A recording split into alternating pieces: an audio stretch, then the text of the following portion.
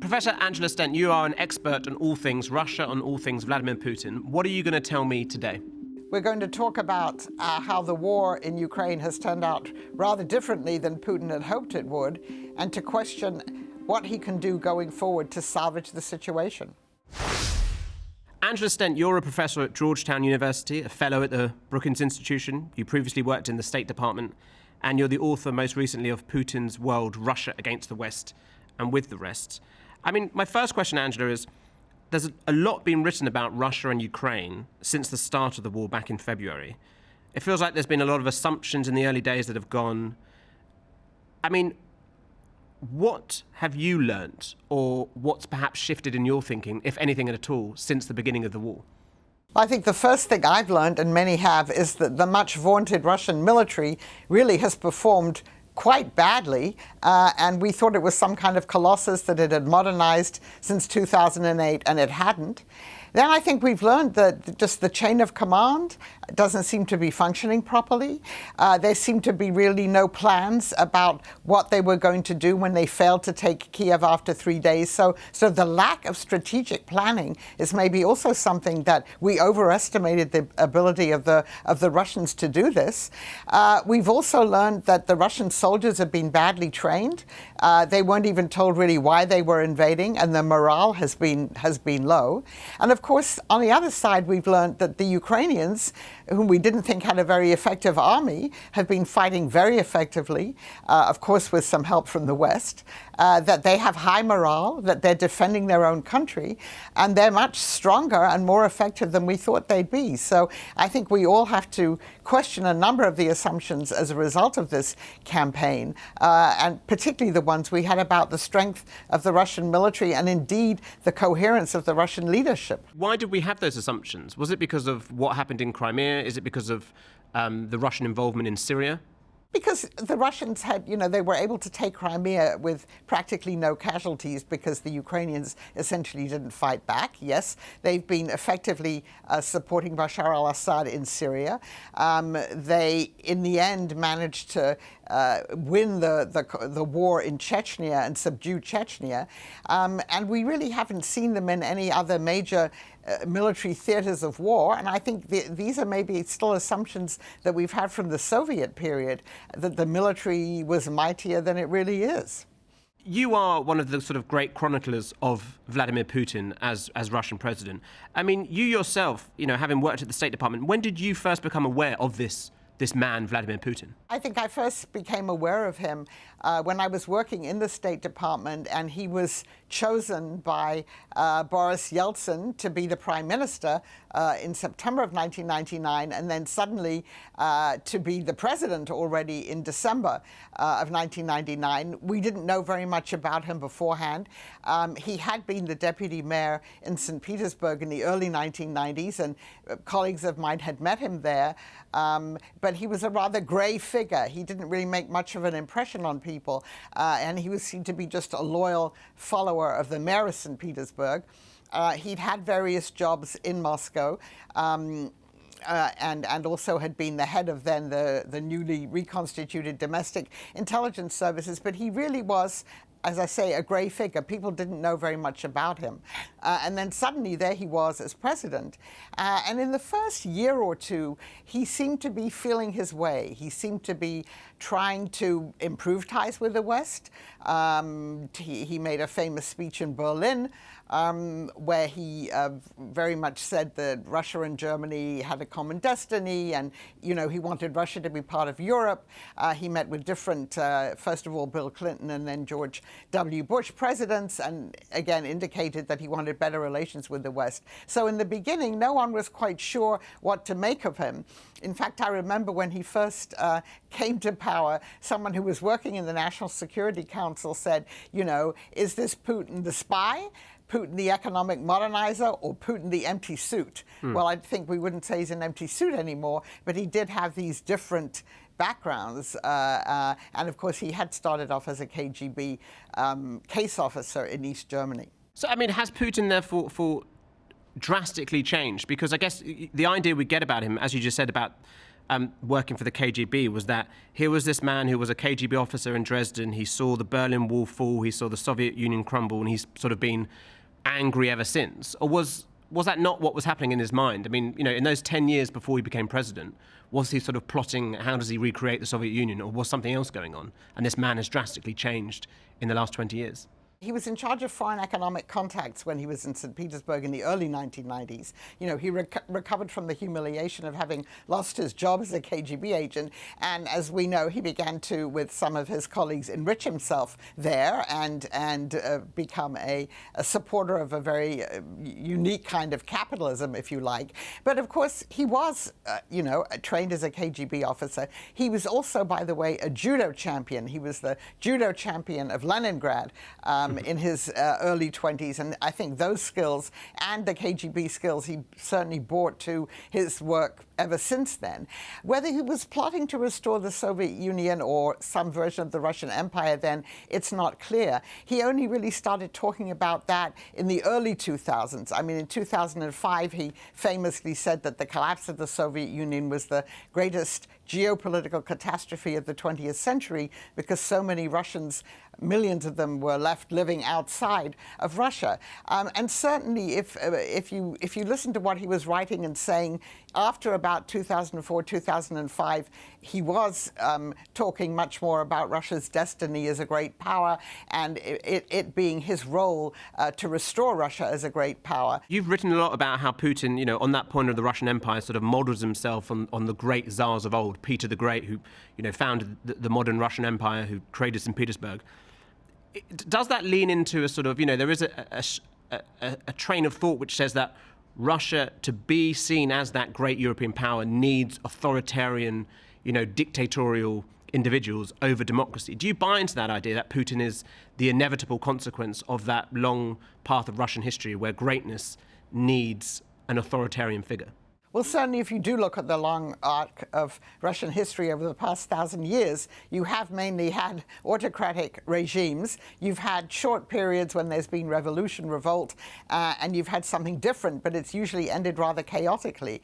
I don't think, that has to always be so. You can break that cycle of history. But the problem was in the 1990s when the Soviet Union collapsed, of course, of its own weakness, not because it was defeated in a war, there was so much chaos, there was impoverishment, and because of what happened in the 1990s, and Putin plays to that a lot, the message is that the 1990s were terrible. He said that the other day in his speech announcing the annexation of those territories. Because what happened in the 1990s was so terrible, we have to have a strong hand. So Russian leaders try to persuade their populaces that they have to have a strong leader, otherwise, the system will collapse. And so we do see now, obviously, a reappearance of traditional Russian patterns of history, and we hope that one day it won't be like that, but at the moment it certainly is. Now let's talk about the war in Ukraine and how it's going for Vladimir Putin. Now, originally he wanted to take over the whole of the country, but they never managed to take the capital, Kyiv, and instead the Russian forces focused on the south and the east. But we've now seen a Ukrainian counteroffensive force the Russian leader to not just initiate partial mobilization, but Moscow held these sham referendums in Luhansk, Donetsk, Zaporizhia and Kherson, and Putin last week formally announced those areas' annexation at a ceremony in the Kremlin. The master of chaos came to celebrate what amounts to a brazen act of geopolitical theft. The largest annexation in Europe since World War II. And in his speech, in which he announced that annexation, Putin said that Russia will defend our land with all the powers and means at our disposal. What did you make of that speech, having listened to so many Vladimir Putin speeches? Some commentators said it was a particularly anti-Western one. Was it different to the others? Does it point to anything in particular? Well, it certainly is a compilation of his greatest grievance hits, I would say, bringing everything up. But I haven't heard anything quite as anti-American, anti-Western as that one. I mean, he said parts of that before, but I think it was the intensity and the repetition there and really blaming the West for everything that's gone wrong and wanting to subjugate Russia. Also, talking like a Soviet apparatchik, appealing to the global South, talking about imperialism and colonialism. I think partly because he wants those countries to continue supporting him in this war, also to the domestic audience maybe in Russia. That was new. And then talking about sort of the rapacious capitalism that the West is guilty of. These were tones I hadn't quite heard with him before. Attacking wokeness in the West, that I have heard before at these annual Valdai conferences when foreign experts on Russia were brought to Russia and we met with Putin. He has said those things before, and that's been particularly acute in the last couple of years. But I think it was the way he sort of packaged it all together and the intensity. And then, saying that the United States in using atomic weapons in Japan in 1945 had set a precedent. That I've never heard him say before either. So I think implicitly justifying the potential use of a weapon of mass destruction was something that was new as well. And yet, following that speech and that big triumphant ceremony in the Kremlin,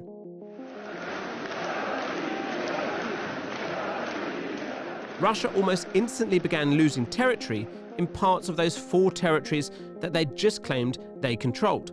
The taking of Liman in the northeast, near where I am, that is a transport hub for the Russians.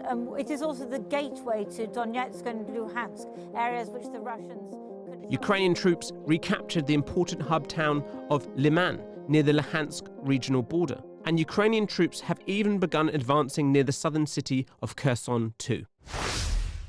They're being pushed back on all these areas. It's a false reality. Well, of course it is. I mean, it's quite extraordinary when you announce the annexation of territories. And just today, they've now said, well, actually, we have to sit down with the leaders of these regions and discuss where the borders are. So they've annexed territories, quote unquote, whose borders they're not sure of. Yeah, this is a response to the fact that Russia is doing badly in this war. It looked as if there was a stalemate. Between June and August, it looked as if there was a stalemate. The Russians had gained some territory. The Ukrainians had held on to most of the rest of the territory, and then suddenly the Ukrainians made these advances in the northeast, in the Kharkiv region, in the south as well. And of course, in the recent weeks, they've even taken more territory. So I think that's forced him to make, in a way, to do what he did. And normally, Russian television, if you watch these talk shows at night, everyone's on the same note. They're rah-rah. They're very hawkish. Now on those shows, they have people criticizing, not Putin himself, but the defense minister, the defense ministry, the Russian army, criticizing them for performing so badly. So the fact that this public criticism is there, one would say from the right, I think also led him to make that speech, really in an act of desperation. You've said before that with someone like Vladimir Putin, when it came to previous issues like with Crimea in 2014 or with Georgia, there was a pragmatism to Putin that he would push it, but he would stop at a certain point. There was a red line. And now this is a man who has no red lines. Yes, well, Putin himself has said he's not bluffing. And yes, I would say that most people would agree that at least before 2020, before COVID hit, let's say, this was a more pragmatic man who took limited risks. Again, he stopped, he took Crimea, they started the war in the Donbass, but then there was a ceasefire. In Georgia in 2008, they could have actually gone to the capital Tbilisi and deposed Mikhail Saakashvili, the president whom Putin hated, but they didn't. So there are other ways in which they were limited in what they've done. And that seems to have disappeared now. And so I think one does have to take these threats of the possible use of a nuclear weapon seriously. Certainly the US administration does, and I think most other European governments take that seriously as well. When he says it, even though you can say rationally, it's not clear that that would help him get more territory, but it would obviously set back the Ukrainian war effort. It would, of course, also, the radiation would, of course, spread. It wouldn't necessarily be confined to a target in Ukraine. It could spread to Russia, could spread to, the eastern members of NATO, Poland, the Baltic states, and therefore it would affect a NATO country. And President Biden was very clear in saying if a NATO country is somehow affected, then NATO will come in under Article 5 to defend these countries. Putin's actions are a sign he's struggling. The sham referenda he carried out, the sham routine that he put on this morning that's showing the unity and, you know, as people holding hands together. Well, the United States is never going to recognize this. And quite frankly, the world's not going to recognize it either. And we're fully prepared to defend, I want to say this again, America is fully prepared with our NATO allies to defend every single inch of NATO territory. Every single inch. So, Mr. Putin, don't misunderstand what I'm saying. So there are many reasons why one would believe that he would be dissuaded from doing it, but you cannot rule it out. And I think the worse that the Russia does on the battlefield, I think the more seriously people here are taking the potential for him to use some kind of a low-yield tactical nuclear weapon. And the fact that Ramzan Kadyrov, the leader of Chechnya, normally very loyal to Putin, has suggested that such a weapon should be used shows you that this is now much more openly in the discourse there. And he partly wants to do that with the partial mobilization that we've seen. He wants to get 300,000 more soldiers onto the front line. But we've seen the resistance within Russia. We've seen long lines of cars at Russia's borders. What does that tell us about Putin standing at home? Is that beginning to shake his foundations there, or do you think that won't have any effect? I would say that his hold on power is not quite as firm as it was before he started this partial mobilization. Many of us believed he wouldn't mobilize, precisely because there would be much more opposition. It's one thing to send poor, mainly non-ethnical Russian young men from Siberia, from the North Caucasus, from other regions to fight in Ukraine, because their prospects, for their job prospects and their life prospects are very grim in these sort of benighted areas in rural Russia. It's another thing to try and mobilize educated, better-off people from the middle-class people from the major urban centers in Russia, because they're much more likely, as we see now, to resist it. So he has now, opposition to the war inside Russia has clearly grown since he started this partial mobilization. People are now saying up to 200,000 Russians have left just in the last couple of weeks because they don't want to be drafted. And so he now risks greater public opposition to this. So in a way, and that plus allowing all these critics from the right to air their views and say that, you know, Russia has to do better in Ukraine, it makes one wonder. I mean, he's clearly still secure in the Kremlin, but there's much more questioning about you know, his capabilities and his ability to prosecute the war successfully. If he is struggling on the battlefield, as it seems evident, how much is Putin looking to this winter and hoping that this is a particularly difficult winter for the West when it comes to rising inflation and high energy prices? And as we see in places like Italy, you have certain elections and certain people coming to the fore who may start to sort of question whether Ukraine is something they should be continuing to provide funds for. Certainly. I think Putin's game plan all along has been, you know, to let winter take care of it. And it's not winter in the sense of defeating Napoleon and Hitler, but it's winter in terms of, yes, the great suffering in Europe, high energy prices, inflation, all of the things that go with that.